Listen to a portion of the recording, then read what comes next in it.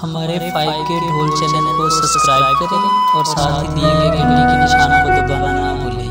शुक्रिया।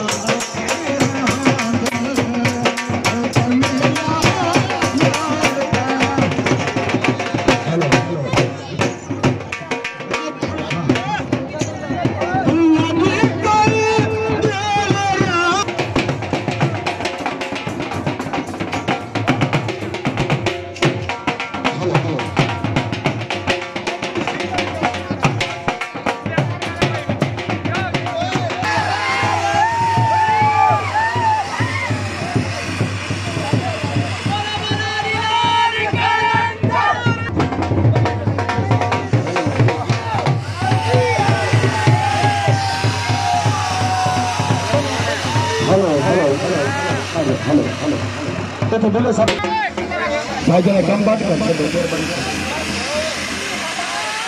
Hello hello